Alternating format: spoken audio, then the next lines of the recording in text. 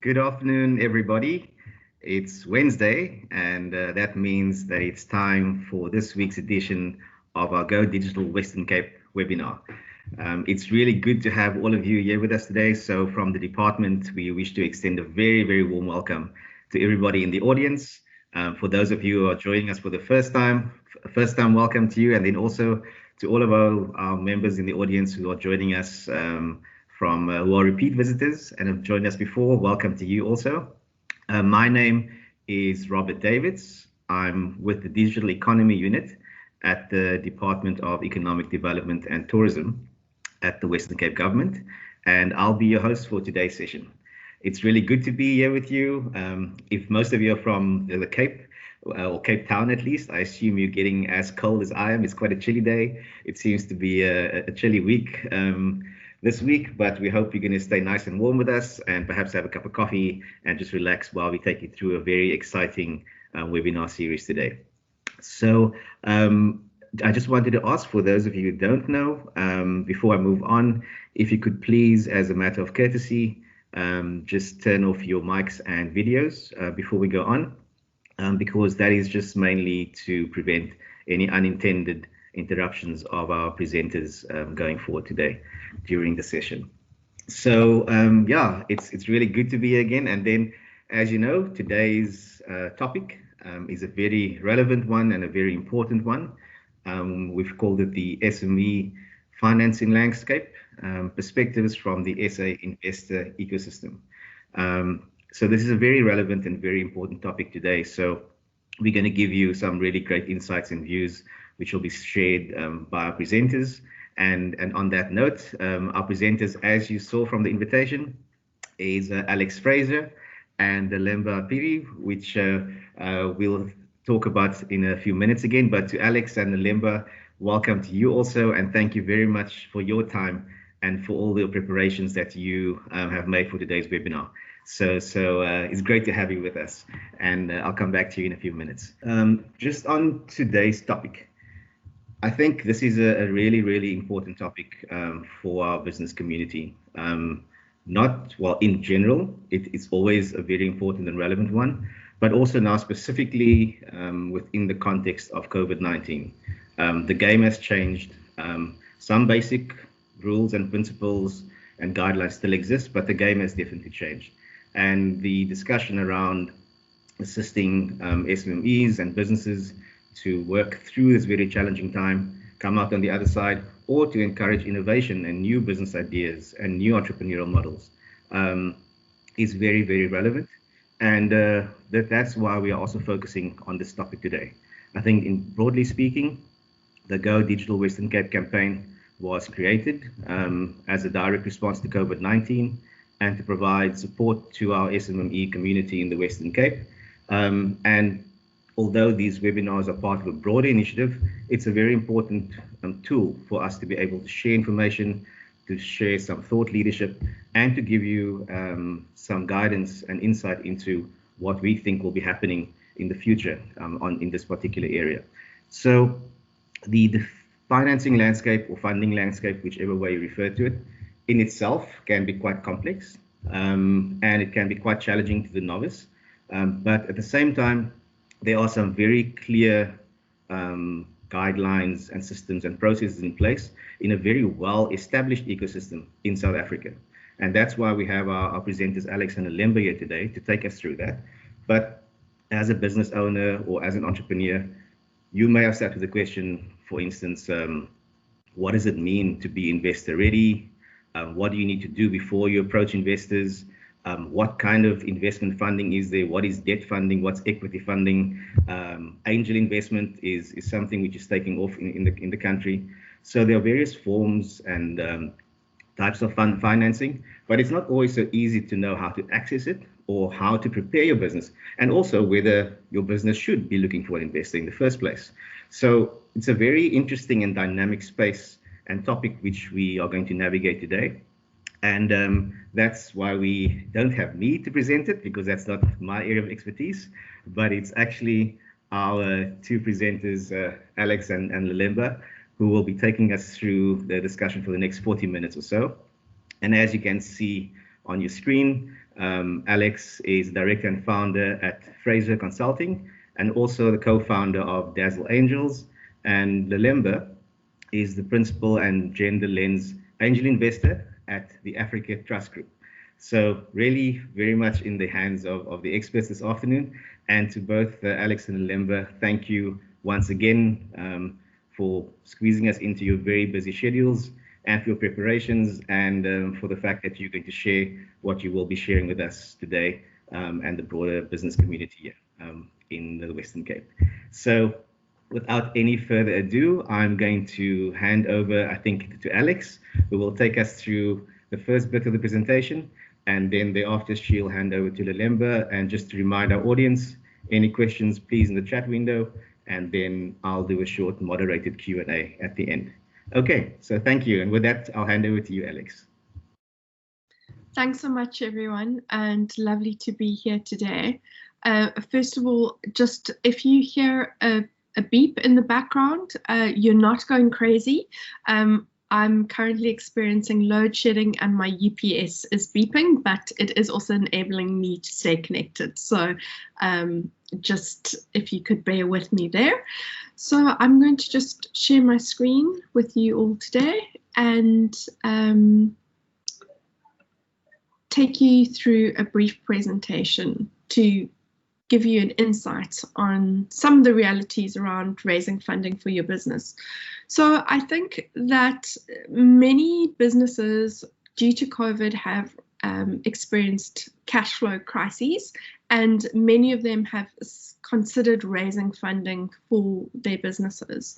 I think it's important to note that there are many, many types of funding for early stage businesses, and Lelemba and I could possibly spend a week talking about all the different aspects of fundraising. So the session today is really just an introduction, but I am going to give you some links and some advice of where to go to learn more, and also to kind of read up about the different funders and fundraising options available for you as an SMME.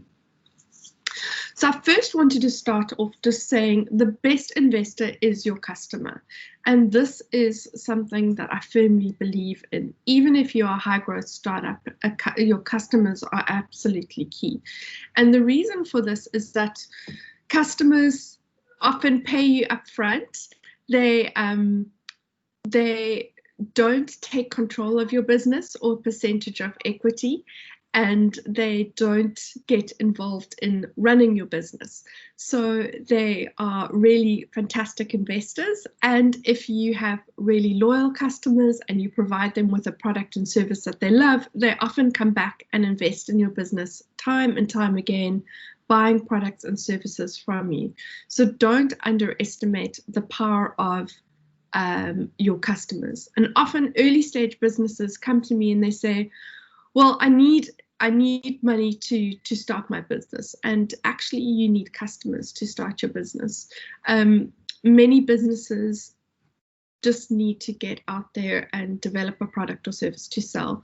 Yes, product development does take a little bit of funding, but you can often start with something small and just getting some traction with your customers. And we have seen many small businesses that have sprung up during COVID do this very successfully.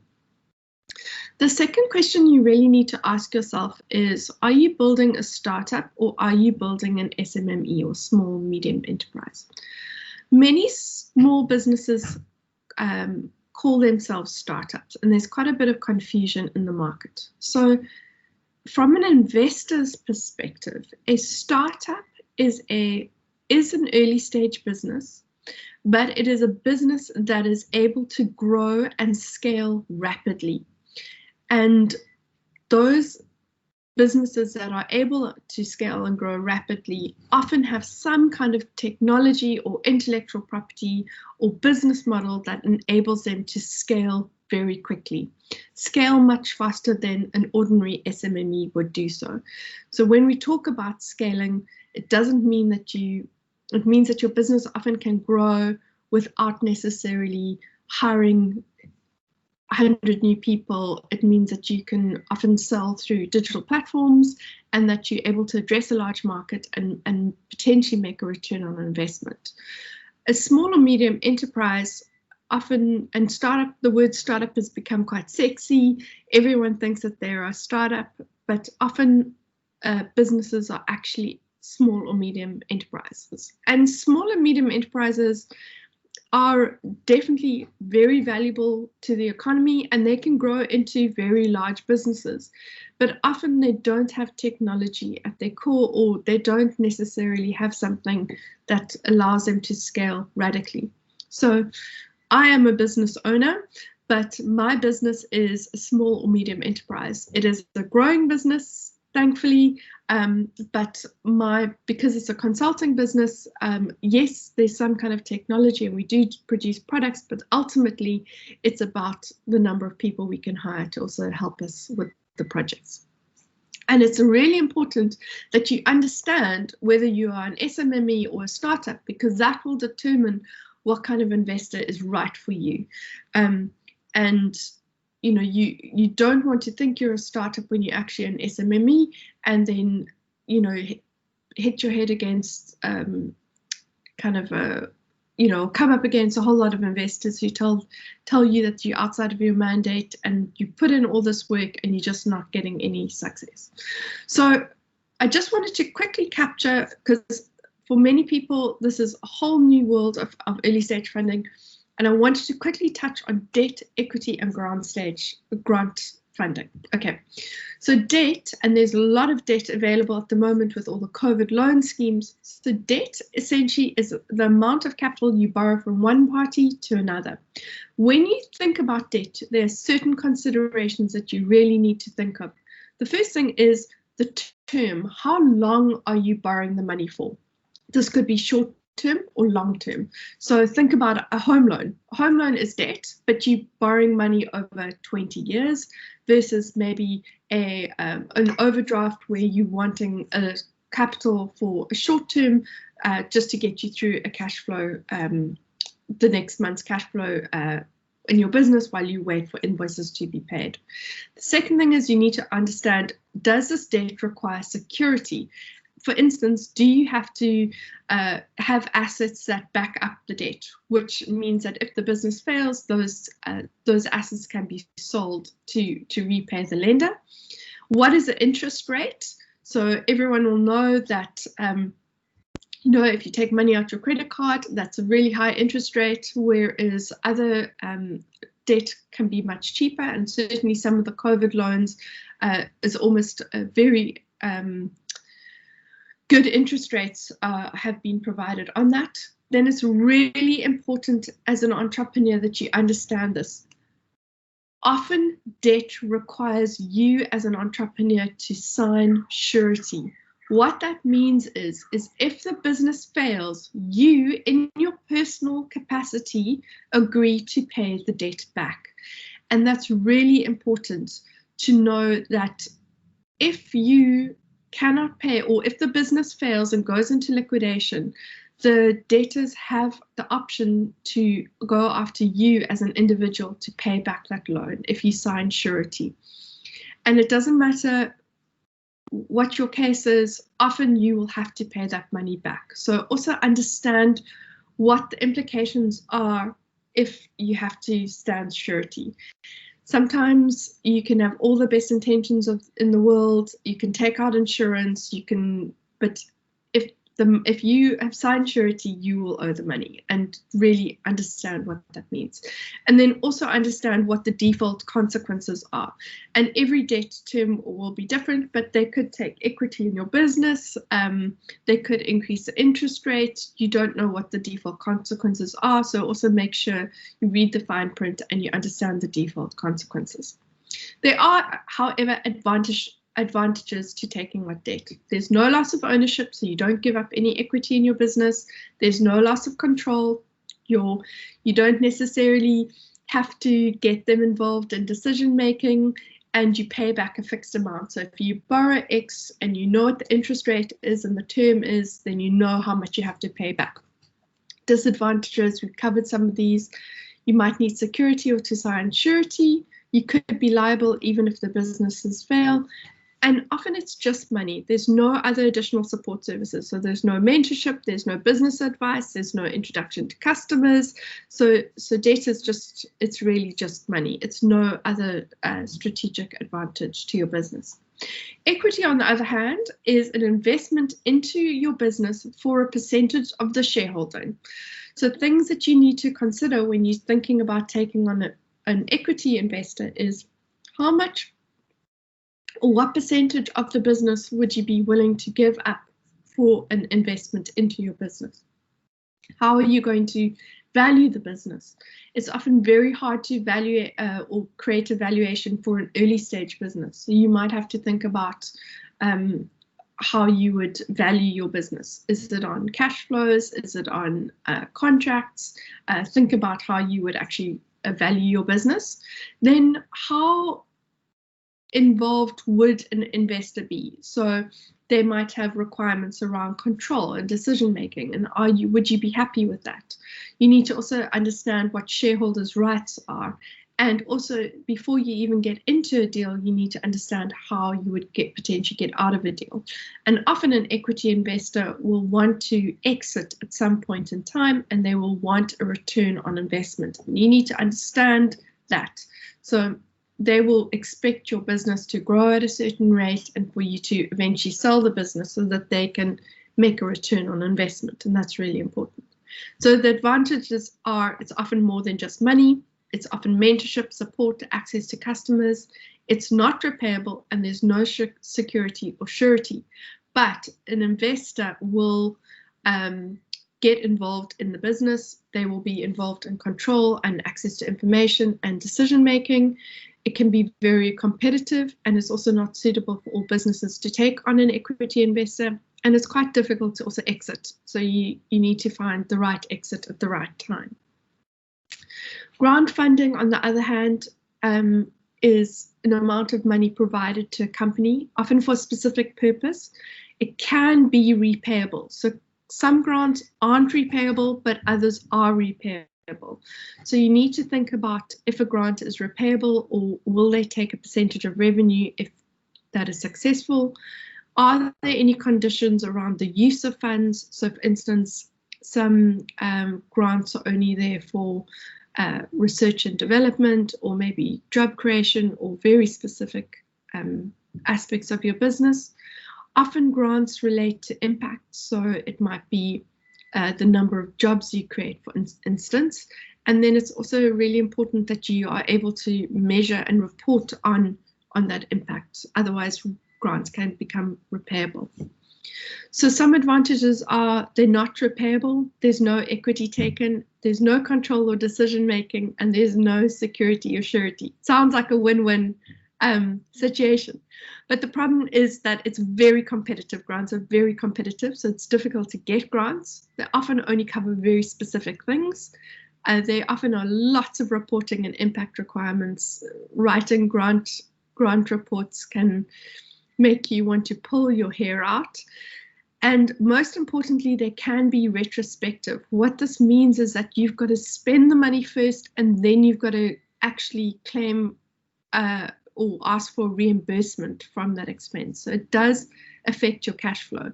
So it's absolutely fantastic if you get a grant for 2 million Rand, but if you've got to spend 2 million Rand first and then wait to be repaid, that means that you've got to find that 2 million Rand from somewhere else to fund that project or that grant. So let's quickly look now at the South African early stage funding landscape, and I'm going to go very quickly over this. So we've spoken a little bit about this, but here are the kind of 8 big buckets of early stage funding. The first is angel investors, and I'm going to hand over to Lemba in a moment, and she's going to really talk you through angel investments. But angel investors are individuals who will take a percentage of equity, so they are equity investors for early stage funding in your business. Angel investors can also be seed funders, so that means that they come in at the early stage, and they can look at impact as well, so job creation or other outcomes beyond just return on investment. We've spoken a little bit about grants, and grants are most often given by governments or foundations.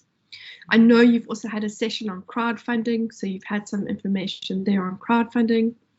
Venture capital are often funds, so come after angel investors. Again, they are equity-based investors, and they tend to take a percentage of shareholding in high-growth businesses. We are seeing more and more corporate funders come online, which is fantastic. So often these are run through enterprise and supply development programs, but that's where you can get additional funding. And then we have traditional banks or debt financing also available. So we don't have time to go into all of these today, but we're really going to, I'm going to hand over to Lemba shortly to talk about what angel investors want and generally what requirements equity investors have. So just it's important to remember between a fund and an individual investor. So with a fund, there is the separation between an investor, the person whose money it is, and the fund manager. The mandate or the investment requirements and criteria are predetermined and they can't be changed. So once a fund has been set up with a very specific mandate, so we invest in technology-based businesses specializing in, say, financial services, and you've got a business that is in the hospitality sector, doesn't matter how great that business is, they will never fund you because you're outside their mandate. Often with funds, it's a very formal process. There's a lot of due diligence, the investment committees, and they can take slightly longer. And they tend to also fund larger check sizes than, say, an angel investor. An angel investor or a group of angels are often individuals, so they could be one or many. Because it's their own money, they often do the work, they source the investment, they manage, and they exit the investment. Their mandates tend to be more flexible, but it's really up to the individual. It's their money and they will decide how they're going to invest it. But the process can be quite a bit quicker, which is great. So just a few tips just on getting funding ready is really don't underestimate the amount of time that you need to become funding ready. The first is you need to do your research. You need to figure out which fund is right, or which type of funding instrument is right for you and your business at this stage. And you need to do some research. You need to also build up relationships with potential funders and with other entrepreneurs and use your network to find out who would be the right funder for you.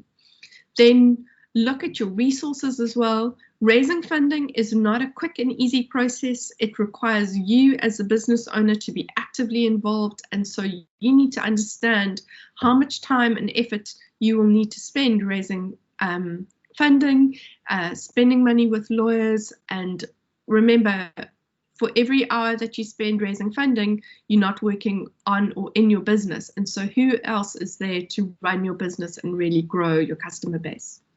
Then you need to look at your revenue model, how your business will be sustainable and what your metrics are. You need to understand what kind of returns your business will have. Even if you're taking out debt, do you have a sense of cash flows which will allow you to repay a loan or provide a return on investment to your investors? Then it's also really important that you have all of the right information. You know, I think many businesses were caught out, especially with COVID, where they suddenly realized that they weren't as compliant as they thought they were. They hadn't been paying UIF properly. They didn't have all their documents ready, and compliance is actually it's boring, because as an entrepreneur, you just want to run your business and you're often too busy. But having those up-to-date BEE certificates, having tax clearance certificates, making sure your accountant's doing their jobs properly is really important when you need all your documents, and go through a serious review process and make a list of what you need to get up to date.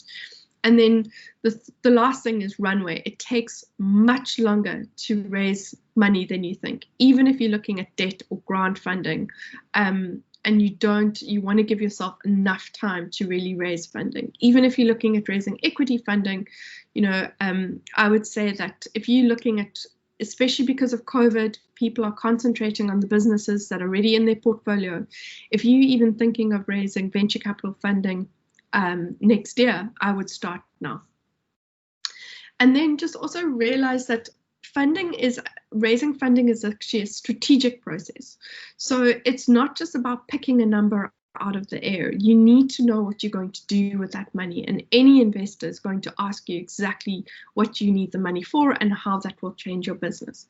So the first thing is to understand, how is your business going to grow and what's your plan? So what's your growth strategy?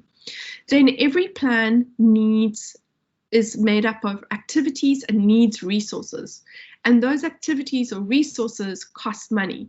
So if your plan is to grow your business through embarking on digital media campaign, then that is an activity and it's going to cost you money and hire resources, and that will then determine the budget and the funding amount that you need to raise.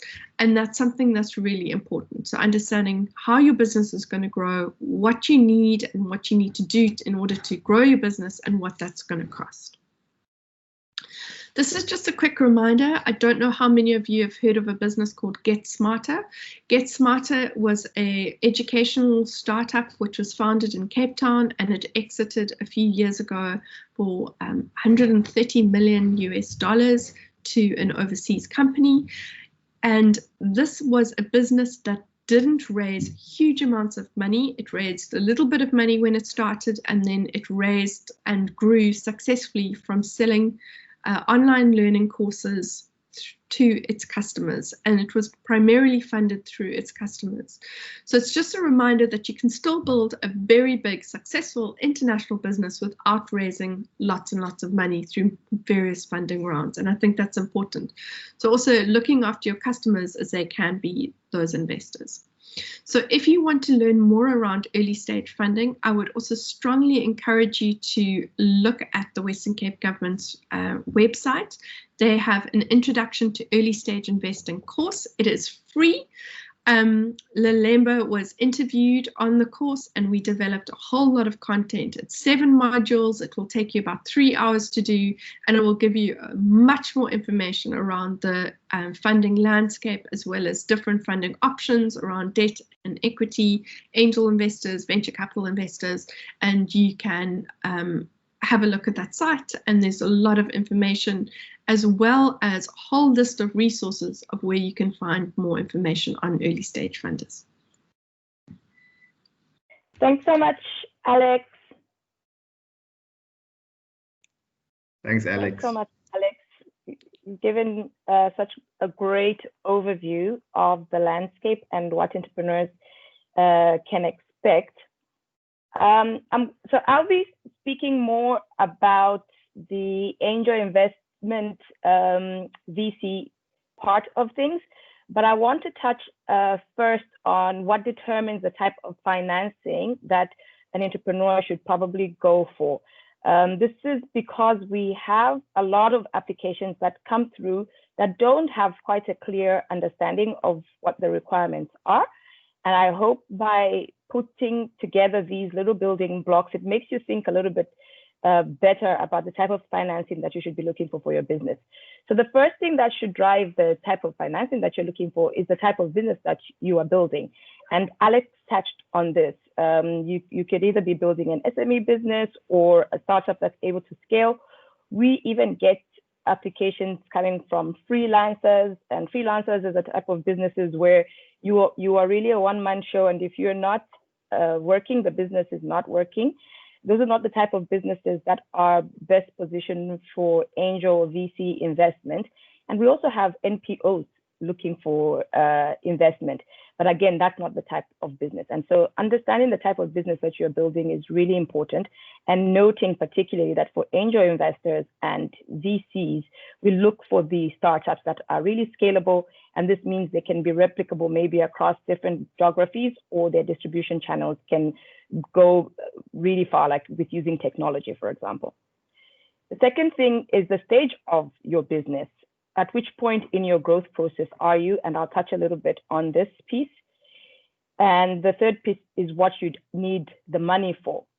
And these building blocks are really important, because if you understand this, then you can put together financing for the different stages of your business, but also for the different use cases.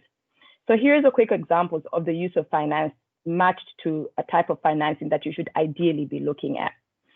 Alex touched on this. If you're looking for working capital, and this might be a case maybe where your customer maybe says they pay in 90 days, but you've got costs every 30 days.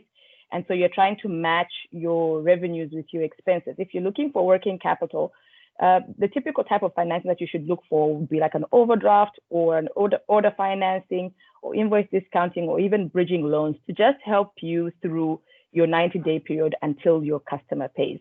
This is not the type of need that you should be looking for an angel investor for, typically. Another one that comes up a lot, particularly from SMMEs, is asset purchase or an extension of an asset. So the typical application might be that I've got a small holding farm and I would like to put a greenhouse. And so I'm looking for venture capital. This is not the type of thing that venture capital would be useful for. For this type of requirement where you might need to buy an asset or you might need to extend an existing property or your B&B, for example, look at an asset loan or a longer term loan like a mortgage that you can pay over 20 years, and it's so much easier on your business to not be eating into too much of your capital or even your ownership for just something like an asset purchase or an extension. If you're a business that needs to scale and maybe you were an SME and now you've kind of reimagined your business model and you are leveraging technology and you're seeing an ability to really scale rapidly, this is where you can bring in equity investors because, like Alex said, this capital is a lot more patient, but noting that they will get shareholding in your business and they will have a say in your strategy. And so to note for all the types of money, this includes grants and everything. Every type of money will cost you something. It's either you're paying interest or you're giving away part of your business in equity or the administrative costs of grants. And so to reiterate the first point that Alex made, all of the above can always be solved by sales. And so whenever you have a financing need, the first thing that is important to think about is how can I increase my revenue to actually cover this before I think about external funding? So the types and sources of financing usually go by the typical stage of a business. So typically a business goes through these 5 stages. So the setting up phase is where you've got an idea, you are registering your business and you're trying to kind of validate whether there's actually a business here. And mostly, even for us as angel investors and VC investors, we are expecting that at this stage, you're going to be pretty resourceful and that you are utilizing your personal sources and your networks. And I like to emphasize that we should not overlook the importance of family and friends at this setup stage, because even when they can't lend you money, for example, or invest in your business, there can still be an important workforce for you. They could be your marketing workforce. They could be your first customers to actually give you feedback. And so at this setting up phase, really maximizing how you use your personal sources of financing are really important. What you don't want to do is that early on in the process, you are lumping yourself with really big debt, or you are already giving away big pieces of your business. And so really being resourceful in this setting up phase is important. So as investors, particularly at that angel investor stage, we come in at the startup stage. So this is where you've registered your business, it's formal, you've gotten 1 or 2 customers, and this is looking like it's something that can grow and scale. This is where typically an angel investor would come in. Other sources of financing that might be useful at this seed stage would be your bank still. They might be able to give you like a small loan at the beginning. Accelerators are also super important at that starting up phase, as well as corporates. This is the place where if you have an opportunity to become a supplier into a corporate or to be taken in for a proof of concept by a corporate, by all means, take up those opportunities and make use of them. The next phase is the scaling up. Starting up, you are still kind of figuring out your business model and refining what your business model can look at. When you're now scaling up, you've figured out what works, and you now need to grow this rapidly in order to capture some good market share. Again, angel investors can walk the journey with you really from starting up into scaling up, but typically this is where the venture capital comes in. And corporates still play a very big role here for a lot of startups and SMEs as well. And so the VC funding would come in at about this stage at the scaling up, where you now have said, I've got a repeatable model, and now I think I can scale it, maybe by applying some technology so that we can really blow this thing out of the water. Or I feel like this is something that could be franchisable in different markets, and therefore I can use some venture capital financing.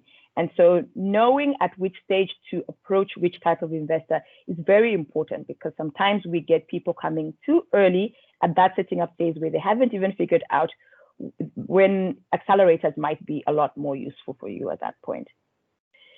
The growth stage is usually you've scaled now, things are working, and you're having a lot more steady growth. A lot of large corporates are in this phase, and for a lot of them, in order to have innovative growth, they will probably look at buying a small company. So at that growth stage, VC capital is still important. Private equity comes in because they've got way deeper pockets, and corporates can play a big role because this is where they might come out and buy you. Alex spoke about Get Smarter.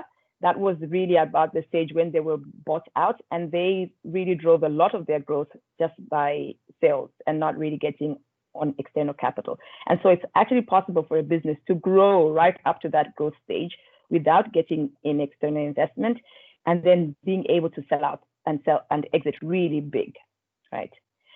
The fifth stage is really maturity. These type of businesses are big, they're stable, they're well known, and for a lot of them at this stage, they're either looking to IPO onto the stock market, or if the business is really generating a lot of cash, the management might say to their investors that we want to buy out our shares, so it might be a management buyout, or even think about opportunities around mergers and acquisition. And so the stage of your business really matters to what type of financing that you are able to get. Again, at all these stages, sales are super important, and you can grow your business right into maturity with just sales. And your grants will typically come in from that setting up until that scaling up phase. A lot of businesses that are in that growth and maturity phase will typically not need grants. These are the ranges of financing that you would typically expect by size, by stage of business. This also matters because sometimes we have people who are really early saying they need venture capital investment on very small amounts. This is not suitable because the process, like Alex said, fundraising takes up time, but it also takes up time from the investor side. There's a lot of legal documents that go into the process, and so investing very small amounts don't typically work out if we think about the administrative cost that goes into the process of investing. And so at that setting up stage, usually we expect that you as an entrepreneur might be able to use some personal sources of financing or your networks to fund your business from about 0 rand to around 250,000 rand. There's a lot of overlap in stages, and so these are not fixed ranges. These are just typical examples. At that startup phase, angel investors can typically come in already from that 50,000 rand range right into 2.5 million.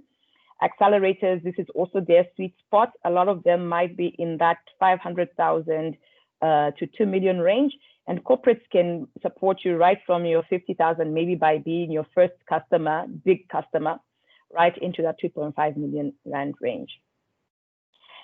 At the scaling up, if you have angel investors who might have deep pockets, or a group of angel investors, which are syndicate groups that will have a pool of capital, they would still be able to invest anywhere around 2 million to maybe in that 5 million range.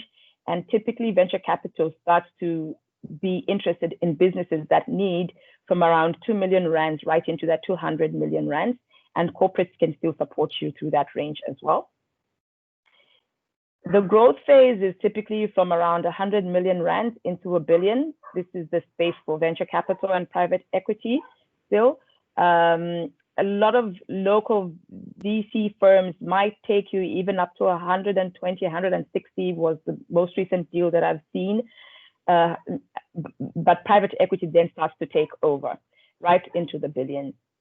And that maturity stage, businesses are able to exit from anywhere around 300 million. They can IPO, they can do mergers and acquisitions from that stage right up to a higher range.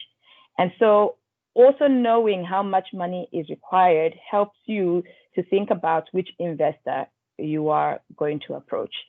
Alex touched on this, thinking about your strategy, thinking about your growth plan first, and then getting back to how much does that actually need today, puts you in a position to be able to see where am I in my growth stage, and therefore which investor should I look for.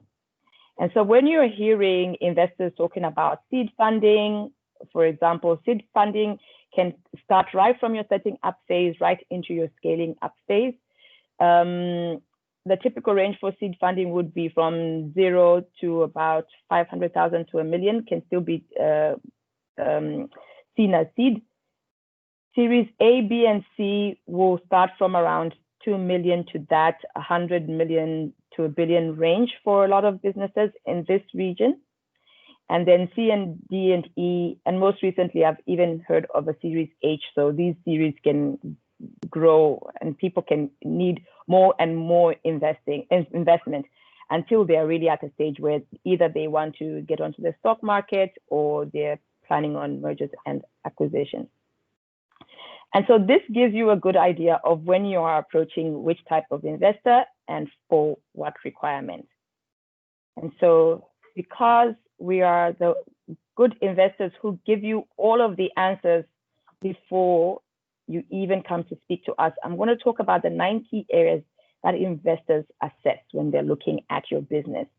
This matters because sometimes when an investor says you need to clarify a particular piece of your business, it might feel like they're just pushing me away, but typically what they're looking for are 9 key areas.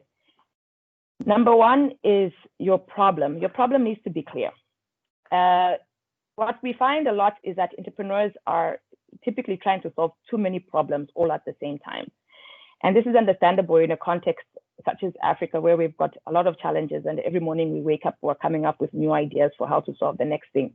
But understand that when an investor is looking at your business, 1, they're trying to see how risk can be reduced, but also how return can be maximized. These are the 2 most important things for investors. And so if you are spreading your energy and trying to solve 5 problems, 7 problems at the same time, this says to an investor, too much energy is being put across too many things, and it will be difficult for this business to actually create enough traction, enough progress to get the type of return that I want to look for. And so being clear about the problem that you are solving is super, super important.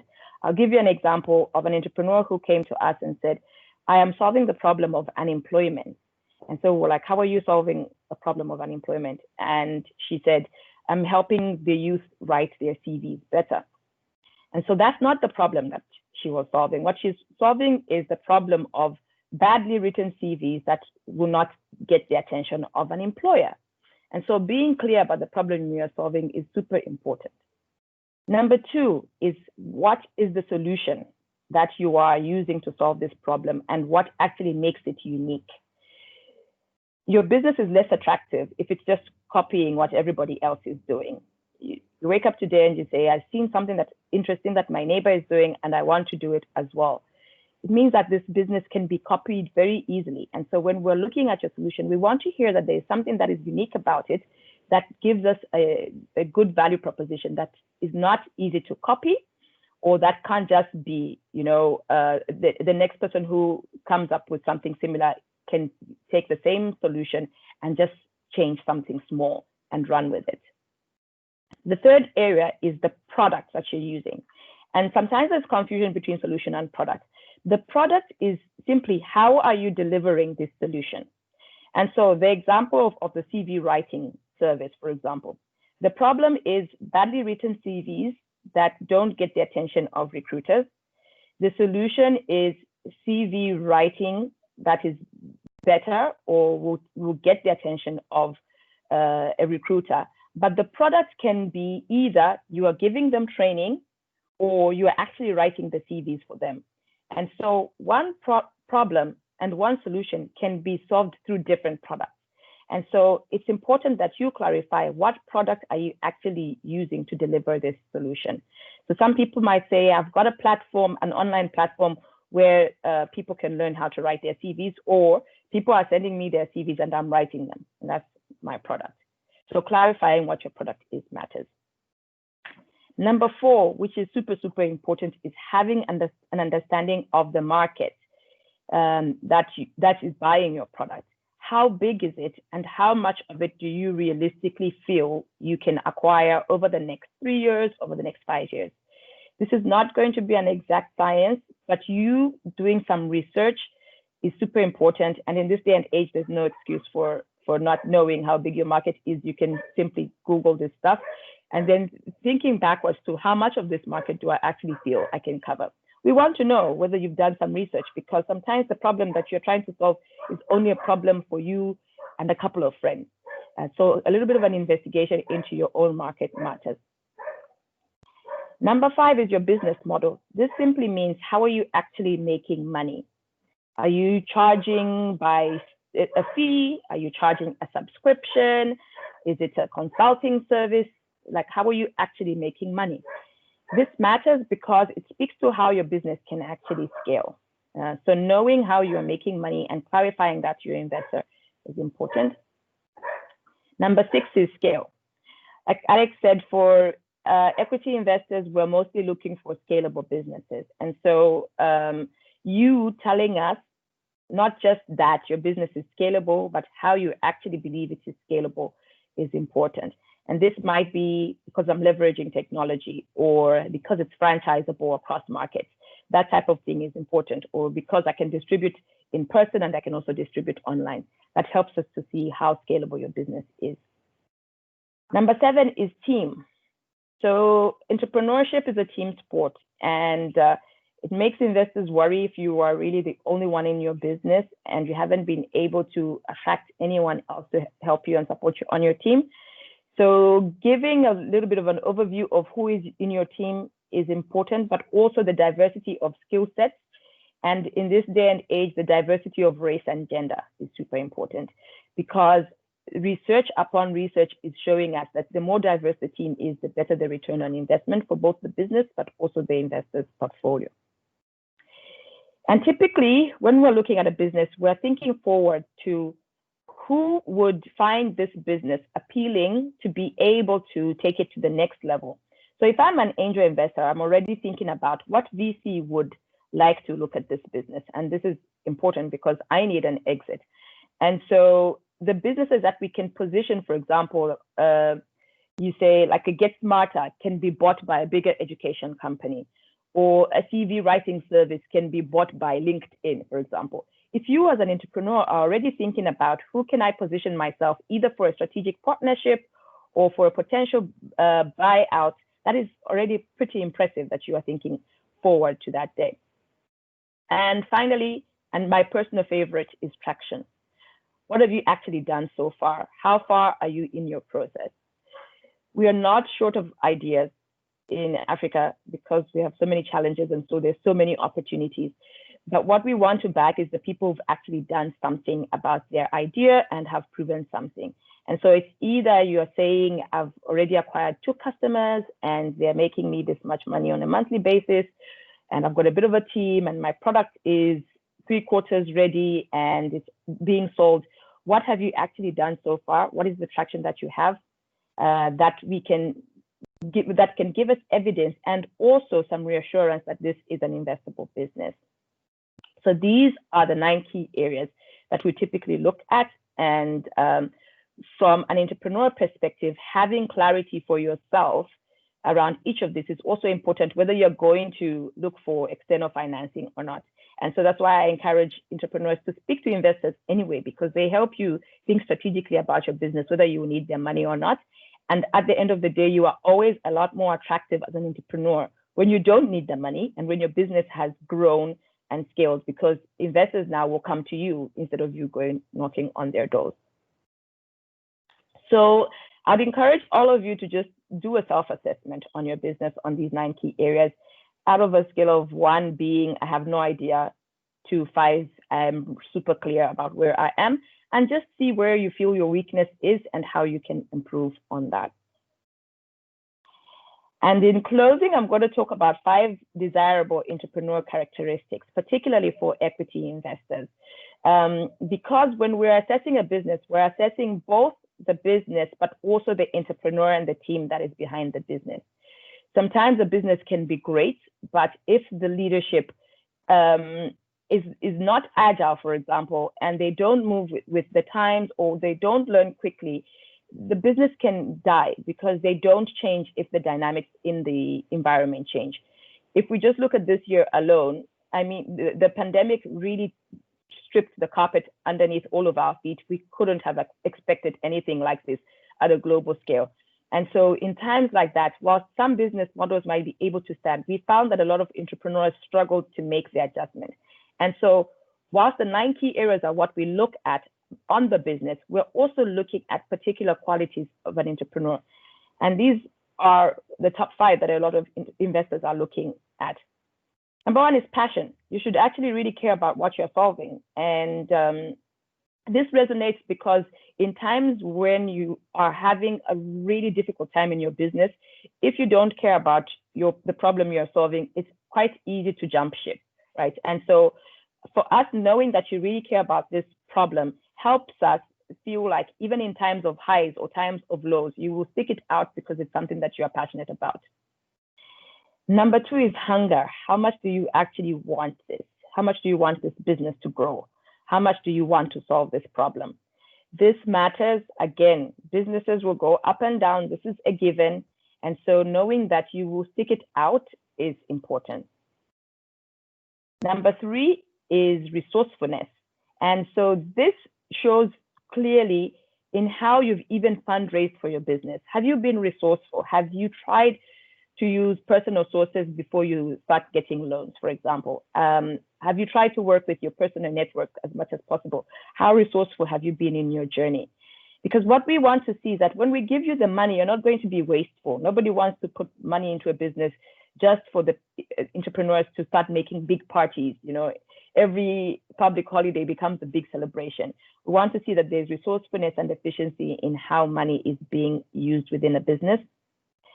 Number 4 is being teachable, because this speaks to agility and innovation and being able to move with dynamics. Our environment is ever changing, and so an ability to learn quickly and shift your strategy or shift your plan becomes super important. And the final characteristic is resilience. And so noting that in any relationship, even with your investors, there are going to be times where you are getting along and times where you're going to be disagreeing, and how resilient are you through all of these ups and downs becomes super important. And so again, I guess at a personal level, I'd encourage all of you to do a self-assessment on these characteristics, and even in your team members to see who do you feel shows these characteristics, and how do you develop these characteristics within yourself as an individual, but also within your team. It's important. So I'll end it there. Okay. Thank you very much, Lelemba and Alex. I'm not even going to attempt to summarize what you said there, because I think both your presentations were really crammed with really, really great content and really great information. So thank you very much for that. I think we're getting close to the end of the session, so I just want to make a couple of comments, and there's 1 or 2 questions I just want to pose to you. And before we round off, I'm also just going to have my colleague, the Chief Director in our Digital Economy Unit, Tim Paul. He's just going to share 2 minutes of information about another platform we have in addition to the early stage investment course. But before I get to Tim, as I said, great content really crammed into that 40 minutes. So thank you very much. I think, Alex, something you said right in the beginning about customers being your first investors. That was a really refreshing take on business, because they are your biggest supporters in the end. They are the lifeblood. So I think that was really great to drop that gem with us. I think then also the stages, I mean, in terms of the stage where your business is at, and also the correct classification. how the way that both of you demonstrated how important that is before businesses go to look for an investor, because you demonstrated very clearly how those both become very important determinants as to who would be interested in looking at you in the first place, and also so that you don't waste time trying to prepare something for an investor who's not the right fit for you. I think it was also illustrated that it does take time and a lot of effort. And very often people, not often, I'm generalizing, but the perception could be there that investment or financing is a quick fix to a problem you have now. But from the sounds of it, this is more of a marathon than a sprint. So you need to keep the long term in view from the word go, because that way you can prepare yourself for what lies ahead. I think then the last thing I'll mention before I go to the two questions, I think Lelemba, you mentioned that entrepreneurship is a team sport, which is really cool. One of our audience members, Naveen, also commented on that in the bar. So that was really a great line also for us to think about and to keep in mind. So just before I hand over to Tim, just two quick questions. The first was around, I think, Alex's presentation around the standing of surety for the various forms of financing. And the question was, can you have, as a business owner, can someone else stand surety in your stead if your risk profile may not meet the standard? So can somebody else stand surety for you? And then there was another question around sorry, I'll just see here. Also from Naveen, can you elaborate more on the questions of collateral and also the owner's contribution? So that's open to either of you. Perhaps just a quick response from you, and then I'll hand over to Tim. Alex, I think you're still on mute. Sorry. Sorry. Cool. Thanks, Robert. So just to answer the questions, you can get someone else to stand surety for you, but I would strongly, if you get someone else to stand surety for you, you need to understand the implications of what could happen to that relationship. I think many of us, we've all had experiences, maybe lending family members money and they don't pay you back, and it becomes quite a responsibility to get a family member to sign surety for a loan, especially for the business, and then they might not necessarily understand what's happening in the business or why you're not able to pay a loan back. And so I would be very cautious about getting a family member or someone else to stand surety. Ultimately, if there's surety, you as an entrepreneur have to take that on. It's your responsibility, and you need to understand what that means. If for some reason that loan can't be paid by the business, and how you as an individual how are you going to deal with that? Where are you going to find the money? It's not something that people often think about, but it is a very real it's a very real problem. And the thing to remember as well is, often if you are entrepreneurial, this might, you might think, well, I can always start another business.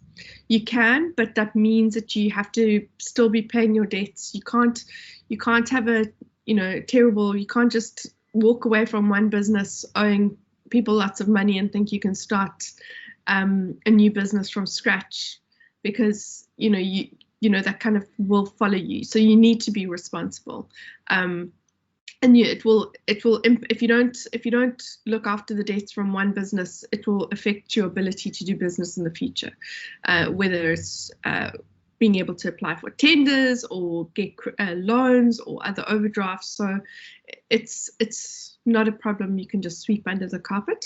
And then the other thing is, in terms of collateral, I think many small businesses don't have assets and lots of collateral, and this is why they also find it quite difficult to raise funding.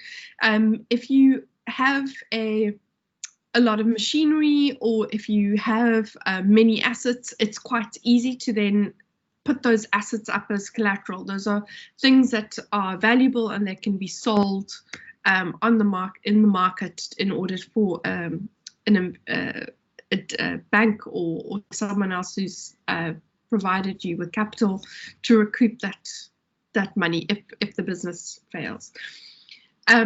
If you are lucky enough to have assets to use as collateral, you can do that, but it is also again quite tricky because those are often critical things that you need to operate. So sometimes you can, if you've got a lot of machinery that could be resold, those could be your assets.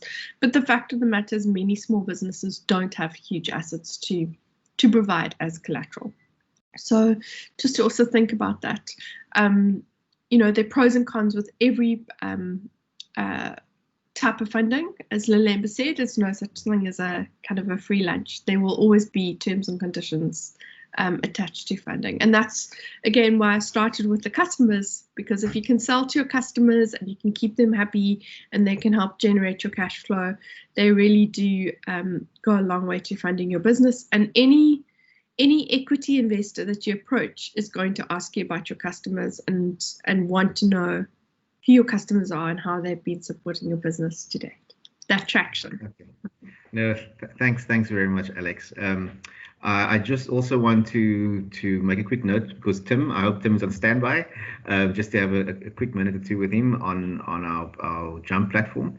But I am conscious of the time, everybody, so we will be wrapping up soon. So if you can just hang in there for a few more minutes, we'll be signing off in the next few. And then to Alex and Lelemba, once Tim is done, if you want to have any last closing comment for a minute or so, you can just let me know. But without further ado, Tim, are you on standby there? Go, Robert. Thank you very much. All right. Thank you, Tim. Perfect. Very much. Okay. Thank you very much, everybody, for your time. I'd like to give you a brief overview of a way that you can look for that funding. Alex and Lelemba, that was such a brilliant presentation. Both of you, thank you very much for that. Just to let you know, I've got to take my 1-minute elevator pitch here. In the Department of Economic Development and Tourism, we have an app, a business app. It's called Jump for Entrepreneurs, and you'll find it at bizjump.co.za, and it's available as an Android and an iOS app. I'm not going to go through all the features now because they are many. I'm just going to focus on the little one down the bottom right-hand side here called Funding Assist. And what that does is we've partnered with another organization, and it will help match you with various types of funding. So you heard the masterclass today. So all the terms there shown in the purple or the pink bar at the top will now mean something to you and be relevant to your franchise, or sorry, relevant to your business. So if you're looking for funding, this is one possible way to go, many ways out there. So please do have a look on Jump. We're going to put the guide in the chat box, and that'll help you and show you how you can access this facility. And you'll also find it at BizJump. Robert, back to our speakers. Thank you. Thanks, Tim. That was short and sweet. So always. So I'll just keep that screen on quickly. So yes, Alex and Lelemba, I think just before we close off, would you have any last closing comments before I round up, or are you good? I think I'd just like to reiterate that there are options, and to not feel stuck. It might just be sometimes that you don't understand what source of financing is needed for what. And I really hope that our presentations have created some level of clarity, and to first always ask, how can I increase my sales before I look for external financing? That would be my closing statement. Okay, thanks, Lelemba. Alex, last comments. I know Lelemba has to run, so if you need to go, Lelemba, we'll do the thanks with your absence. But thank you very much, Alex. Last comments. So just last comments. Think about this as a journey, your fundraising journey.